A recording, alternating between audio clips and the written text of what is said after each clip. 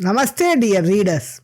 Today we will be chanting the Renuka Stavaraja Stotra, which is said to be given in the Kaularnava. This was taught to us by Bhairava. Sadashivam namaskritya umam durgam ganeshwaram vakshyami Renuka stotram bhukti mukti phalapradam gupta prakata siddhanam योगिनी चक्रपादुकां नमामि शिरसानाथं कुलकौलेश्वरं प्रभुम् आनन्दपीठमध्यस्थम् आनन्दपरवेष्टितं प्रणम्य च कुलानन्दं ज्ञानानन्दप्रकाशकम् अक्षरं क्षरमाद्यन्तं प्रकृतिं पुरुषं परं तं वन्दे सच्चिदानन्दम् एकवीरं सशाम्भवं सिंहपर्वतमासीनं देवदेवेश्वरोत्तमं तत्रस्थं च सुखासीनं आत्रेयं ब्रह्मवादिनं अनसूयावरं प्राप्तं पुत्रस्नेहेन वत्सलां यत्र योगीश्वरो विष्णुः सम्भविष्यत्ययोनिजां नानाभोगसमाकीर्णं क्रीडते प्रमदादिभिः मदिरानन्दचैतन्यं ज्ञानानन्दप्रबोधकं जमदग्नेस्तु या भार्या रेणुका नाम विश्रुता राममातेति विख्याता त्रिषु लोकेषु विस्तृता दत्तात्रेयो महात्मासौ नागपिङ्गलपूर्वकं रेणुकायाः विनिक्षिप्तं सद्भावं बीजमुत्तमं मायाबीजेन संयुक्तं महापीठोद्भवं शुभं तत्रस्था शाम्भवी शक्तिः सोमया च कुलान्वया कुलाकुलविभागेन वामदक्षिणसंज्ञकं सन्तानं त्रिः प्रकारं चतुःसिंहासने सदा क्रमपीठैः सदा युक्तं द्वीपद्वीपान्तरे स्थितं पंचाशद्वर्णभेदेन मंत्रयंत्राणि वै स्थितं चतुष्कं पंचकं षट्कं चतुष्कं पंचकं त्रिकं वषट्कारः समुत्पन्नः कौमार्यावटुकादयः षड्भिश्चक्रैस्तु वै देव्याः श्रीकण्ठाद्याश्चैव भैरवाः श्रिया क्रमेण संयुक्ता चतुष्षष्ट्यास्तु देवताः ब्राह्मी माहेश्वरी चैव कौमारी वैष्णवी तथा वाराही च तथेन्द्राणी चामुण्डा च शिवोद्भवा प्रयोगे वारुणं कौलम् आदावाह्य जयान्तिका चरत्रिकं प्रतञ्चैव देवी कोष्ठेन चाष्टदा माहेन्द्री च तथाग्नेयी यां यां नैऋत्यवारुणी वायव्यां च हि कौबेरी ईशान्यां दिव्ययोगिनी उड्यायनी जलंधरी कामरूपा च या स्थिता कौलार्णवे स्थिता या च मंत्रे चक्रे तु या स्थिता प्रसन्ना प्रकटा चैव सहजा कुलजादयः क्षेत्रपालाश्च दिक्पाला वेतालाश्चैव राक्षसाः पिशाचा गणगंधर्वा शाकिनी डाकिनी तथा केचरा भूचराश्चैव पातालाश्चान्तरिक्षगा नानारूपधरा सर्वे बलिपूजाभिकाङ्क्षिणः अधिकारस्वरूपेण विचरन्ति महीतले क्रीडते योगिनी वृन्दं क्षेत्रमातृगृहे स्थितं केचित् गायन्ति नृत्यन्ति पूजयन्ति स्तुवन्ति च हसन्ति किलकिलायन्ति गर्जयन्ति महाबलाः मातृपादोद्भवा सर्वे मातृमण्डल संस्थिताः तन्मध्ये शाम्भवी शक्तिर्रेणुकासुरपूजिता श्रावण्यश्चैव शाक्तेयम् अटव्या शाम्भवी पदं तेन सा शाम्भवी प्रोक्ता हकाराधिकला स्मृता ब्रह्मा विष्णुश्च रुद्रश्च ईश्वरः शिव एव च माला बीज समुत्पन्ना सा शक्तिर्रेणुका मता नमोस्तुते महादेवी महामाये नमोस्तुते नमोऽस्तु ते वीरभद्रे वीरमात्रे नमोऽस्तु ते राममात्रे नमस्तुभ्यं त्रिषु लोकेषु पूजिता नमोऽस्तु कुलकौलेशी नमोऽस्तु ज्ञानभैरवी नमोऽस्तु ज्ञानगे सर्वे सर्वेश्वरि नमोऽस्तु ते रामेश्वरि नमस्तुभ्यं कामेश्वरि नमोऽस्तु ते भद्रकाली नमस्तुभ्यं कामेश्वरि नमोऽस्तु ते जमदग्निप्रिये शुभ्रे रेणुके त्वां नमोऽस्तु ते चैतन्य विग्रहे नित्ये व्यापके त्वां नमोऽस्तु ते त्रैलोक्यव्यापिनी देवी विष्णुमाये नमोऽस्तु ते शंकर प्रेम पात्रत्वं पार्वती त्वां नमोऽस्तु ते हरकायार्धवासित्वं शंकरि त्वां नमोऽस्तु ते भक्तिप्रिये महाशुभ्रे मालिनी त्वां नमोऽस्तु ते पंचमुद्रे महामुद्रे भूतपंचकमुद्रिते महामुद्रात्मिके शान्ते रेणुकायै नमोऽस्तु ते स्वच्छंद विहारिणी शक्तिः स्वच्छंदेन च संस्थिता स्वच्छंदोन्मत्तमातंगी रेणुकायै नमोऽस्तु ते प्रमत्ते मदिरानंदे मदिरानंद विग्रहे चिद्रूपे परमानंदे रेणुकायै नमोऽस्तु ते जगद्बीजे जगद्रूपे जगद्भूते जगन्मये जगन्माते जगन्मातः रेणुकायै नमोऽस्तु ते वैष्णवी विष्णुमाया त्वं मोहितं सचराचरं वाञ्छितार्थप्रदा देवी तां वन्दे रेणुकामहं स्वच्छंद भैरवी चंडे मातंगी मत्तरूपिणी योगिनी वृंद मध्यस्थे एकवीरे नमोऽस्तु ते ब्रह्मवैकुण्ठरुद्राद्या मुनीन्द्रा सिद्धकिन्नराः त्वत्पदं पूजयन्तीह मातृपीठे नमोऽस्तु ते त्वं परा त्वं च पश्यन्ती मध्यमा त्वं च वैखरी ऋग्यजुस्सामाथर्वाणी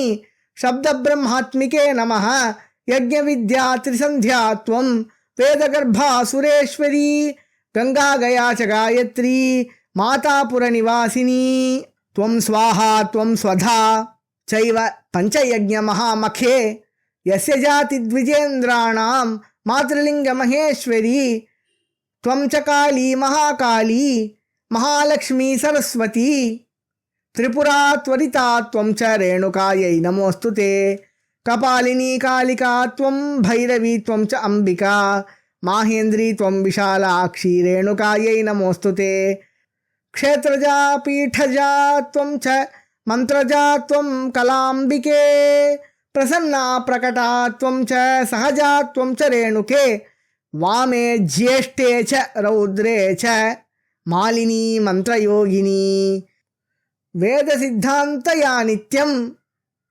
तां वन्दे रेणुकामहं सुरज्येष्ठे सुरानन्दे सर्वदेवमयी शिवे सच्चिदानन्दचिद्रूपे विश्वेश्वरि नमोऽस्तु ते कपालमालिनी काली महाकाली कपालिनी उग्रचण्डा प्रचण्डा त्वं रेणुकायै नमोऽस्तु ते पीठक्षेत्रे श्मशाने च क्रीडते वृन्दभैरवी चत्वारि योगिनी वृन्दे रेणुकायै नमोऽस्तु ते चतुष्षष्टिस्तु योगिन्याः सिद्धसङ्घट्टमेलके मातृमण्डलमध्यस्थे रेणुकायै नमोऽस्तु ते मंत्रयंत्रकुलाद्ये तु कुलकौलेश्वरि शिवे ज्ञानानन्दसुरापूर्णे रेणुकायै नमोऽस्तु ते चतुरष्टकपीठा त्वं माया सा चण्डिका मता बिन्दुनादकलाज्योतिः शिवशक्ति सुशाम्भवी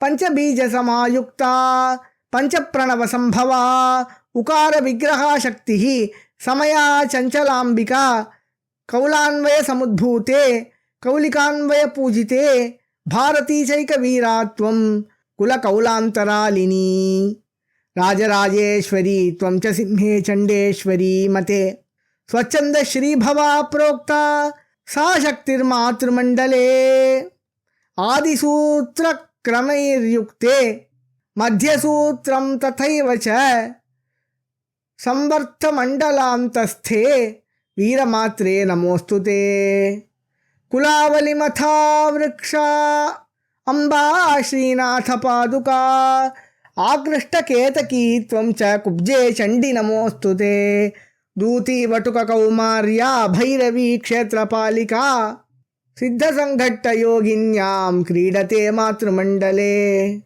योगिनी पीठमध्यस्थं महापीठं सशाम्भवम् एकवीराक्षरं ब्रह्म सुरसिद्धालयं परं हंसपर्यङ्कमारूढं त्रिकोणं बीजपूरकम् एकवीरामिदं बीजं वाग्भवं परमेश्वरं त्रिबीजं बाणसंयुक्तं त्रिषट्कोष्ठदले स्थितं तन्मध्ये शाम्भवी बीजम् एकवीरं चिदात्मकं त्रिकोणान्येकबीजं च मायाबीजेन वेष्टितम् आनन्दकन्दकल्लोलं हसन्तं मातृमण्डलं ब्रह्मा विष्णुर्महादेव इन्द्राद्याश्चैव देवता यद्बीजं मातृपीठस्थं शाम्भवं तं नमाम्यहम् अकारस्याष्टमं बीजं शिवशक्तिसमन्वितं तन्मध्ये वस्तुनिष्क्रान्तम् एकवीरं सशाम्भवं हृदि मध्ये स्थितं पद्मं हृदि पद्मं सकर्णकं तन्मध्ये वस्तुनिष्क्रान्तम् एकवीरं सशाम्भवम् सर्वनारी शुभत्वं च कूटस्थं बीजमव्ययम् हकारार्धकुलाधारम् एकवीरे नमोऽस्तुते नित्यक्लिन्ने मदद्रावे प्राणजीवात्मसंज्ञके हृल्लेखे सच्चिदानन्दे विश्वेश्वरि नमोऽस्तुते कुलपङ्कजमार्ताण्डे हंसाक्षे प्राणधारिणी चैतन्यविग्रहे नित्ये रेणुकायै नमोऽस्तुते कदम्बगोलकाकारे ब्रह्मरन्ध्रविलम्बिनी सूक्ष्मसूक्ष्मान्तरे नित्ये रेणुकायै नमोऽस्तुते केन्दुस्रवलिता शक्तिः षट्चक्रक्रमभेदिनी ब्रह्मरन्ध्रे विनिष्क्रान्ते रेणुका व्योममण्डले लिङ्गत्रयान्ते निष्क्रान्ते शून्ये नादविनिग्रहे निरालम्बे निराभासे रेणुकायै नमोऽस्तुते नाभिमूलेषु या शक्तिः कुण्डल्याः सर्परूपिणी षट्चक्रबिन्दुनादान्ते रेणुका व्योममण्डले इडा पिङ्गलमध्यस्थे ब्रह्ममार्गप्रवाहिनी मृणालतन्तुरूपेण हिमांशु नित्यशिदाम्बिके द्वासप्ततिसहस्राणि नाडीवृन्दानि चालयेत् सोमसूर्याग्निभिन्नासी चिद्रूपे परमामृते शशिकोटिसमाभासे अवसी ब्रह्ममण्डले अचले सर्वभूतस्थे चैतन्यशाश्वती ध्रुवे त्रिदण्डे चालयन्तीं त्वां भूतपञ्चकमालिनी अचले सर्वभूतस्थे राममात्रे नमोऽस्तुते अन्तःकरणसम्बन्धिनाडी यन्त्रप्रवाहिनी प्रणवात्मकः सम्यक् हृत्पृष्ठे प्रतितिष्ठति आधारे नाभिमध्यस्थे हृत्पद्मकण्ठतालुके प्राणस्यान्तर्गते सूक्ष्मे षोडश चैव रेणुके स्थानत्रय विनिष्क्रान्ते मात्रात्रय विनिष्ठिते मातृकेत्येकवीरे च व्योमातीते परात्परे पीठस्थे पीठमध्यस्थे मायातीते परात्परे हंकारार्धकलापूर्णे रेणुकायै नमोऽस्तुते त्वया विनैकभेदेन व्यापितं सचराचरम् इच्छाज्ञानक्रियाशक्तिर्रेणुकायै नमोऽस्तुते गिरिमध्ये तथारण्ये मेरुमध्ये हिमाचले नन्दाकात्यायनी दुर्गे रेणुकायै नमोऽस्तुते स्वर्गपातालमर्त्येषु विचरन्ती त्वनेकधा प्रचण्डयोगिनी चण्डे एकवीरे नमोऽस्तुते तेजोमण्डलदुर्धर्षे सूर्यकोटिसमप्रभे दुर्निरीक्ष्ये दुराधारे एकवीरे नमोऽस्तुते किरीटिनि महाशुभ्रे रत्नोज्ज्वलितकुण्डले हारकेयूरशोभाढ्ये एकवीरे नमोऽस्तुते ऐं बीजं व्यापितं येन वज्रेयं सचराचरम् त्रैलोक्यं क्षोभयन्तीं त्वां मायाबीजेन रेणुकां त्वमेव परमं जाप्यं त्वमेव परमं तपः त्वमेव परमं ज्ञानं रेणुकायै नमोऽस्तु ते। त्वं माता त्वं पिता भ्राता त्वं सखा त्वं गुरुः प्रभुः त्वमेव जगतां धात्री त्राहि मां भक्तवत्सले। अधर्मः कुरुते धर्मं धनवान् धनमीश्वरी अजातिः कुरुते जातिं त्वयाज्ञा परमेश्वरी। अपवित्रं पवित्रेयं कुरुषे त्वं सदाम्बिके त्वमेव परमं तीर्थं त्रिमूर्तिस्त्वं जगन्मये। जातिभ्रष्टा कुलभ्रष्टा व्रतभ्रष्टा च ये नराः एकवीरा प्रसादेन शुद्धास्ते नात्र संशयः। द्विजातिम्लेक्षपर्यन्तं पापं यः कुरुते नरः तत्सर्वं दह्यते क्षिप्रं रेणुका दर्शनेन तु। वर्णावर्णौ न तस्यास्ति त्वन्मार्गे ये यथेरितं। तीर्थभूतासि मातङ्गी रेणुकायै नमोऽस्तु ते। विरजे रजनीमूर्ते निर्धूते धूतकल्मषे त्रैलोक्यपावनि पुण्ये एकवीरे नमोऽस्तु ते। समनोघ्राणाङ्घ्रिपाणिश्च दद्रुस्फोटकमेव च दारिद्र्यदुःखरोगघ्नीं तां वन्दे रेणुकामहं। कल्पद्रुमसमाख्याता चिन्तामणिविभूषिता रेजनाः किं पश्यन्ति रेणुकां कामधेनुकाम्। धर्मार्थकाममोक्षाणां पुरुषाणां चतुर्विधाम् एकवीरा प्रसादेन सिद्ध्यन्ते नात्र संशयः। सर्वतीर्थाभिषेकं तु सर्वयज्ञफलं लभेत् आषाढे चैव कार्तिक्यां रेणुकादर्शनेन तु। पृथिव्यां यानि तीर्थानि समुद्रा सरितानि च एकवीरा परं नास्ति सद्यः प्रत्ययकारकम्। कार्तिक्यां कृत्तिकायोगे यः पश्यन्तीह रेणुकां न तेषां पुनरावृत्तिः कल्पकोटिशतैरपि। श्रीसिंहामलकं देवदेवेन सेवितं मुक्तिं गता समासाद्य द्विसप्ततिचतुर्मुखाः। देवदेवो तथा रुद्रः सम्भेदो भास्करालयम्। तोयं मेरुस्तडागस्य सद्यः पापहराणि षट्।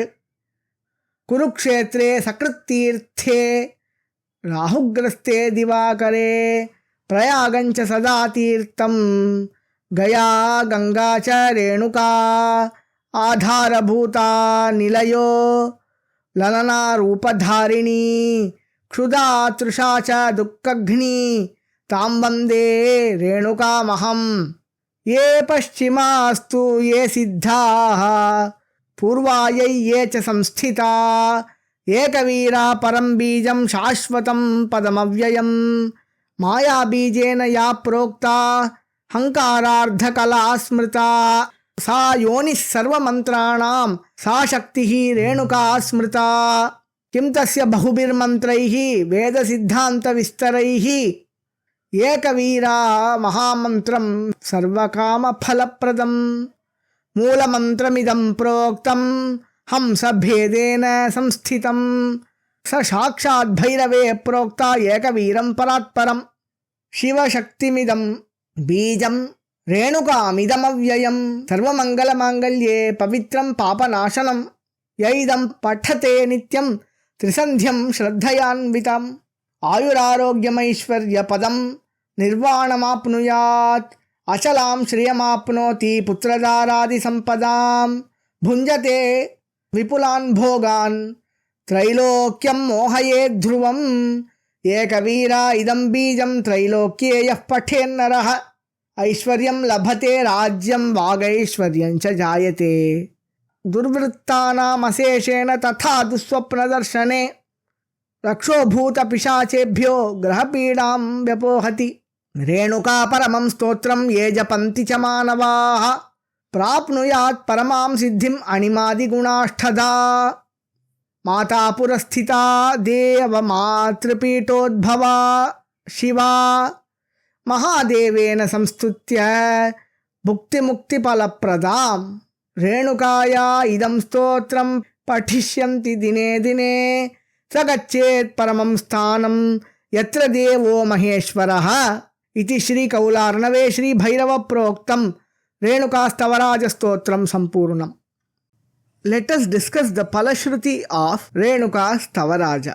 Whoever recites this stotra 3 times a day in all 3 Sandhya Kala conjunction periods, dawn, noon and dusk, with devotion and trust, Shraddhayanvitam, that devotee will attain longevity, good health, wealth, and finally will attain liberation. Padam nirvanam apnuyat.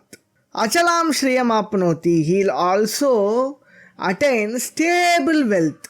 Wealth that does not easily go away, and will also attain a good wife and good offsprings. He will enjoy a lot of pleasures, and he will have the capacity to delude all the 3 worlds. Trilokyam mohaye dhruvam. This is the seed of Ekavira. Ekavira idam bijam. This is the essence of Ekavira, Renuka. Whoever recites this will get Aishwaryam. That means wealth of all kinds, 8 kinds of wealth. Royal wealth or kingdom. Vagaishwaryam. Vagaishwaryam means power in one's words. दुर्वृत्तानाम् अशेषेण तथा दुःस्वप्नदर्शने रक्षोभूतपिशाचेभ्यो ग्रहपीडां व्यपोहति. And this will also help in all kinds of ill effects, negative effects. And this will nullify the effect of bad dreams, dusswapna darshana. And this will ward off raksha, bhuta, pishacha and other negative entities and influence of grahas, grahapida. It will completely take that away. This is the greatest stotra of Renuka. Renuka paramam stotram. Ye japanti cha manavaha, those who recite this, they will attain great siddhi. Prapnuyat paramam siddhim animadi gunashthada.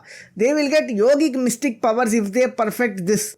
Mata purasthita deva matrapitodbhava shiva. Mahadevena samstutya. One who praises the goddess Renuka, who is in the Deva Matrapita of Matapura along with Mahadeva.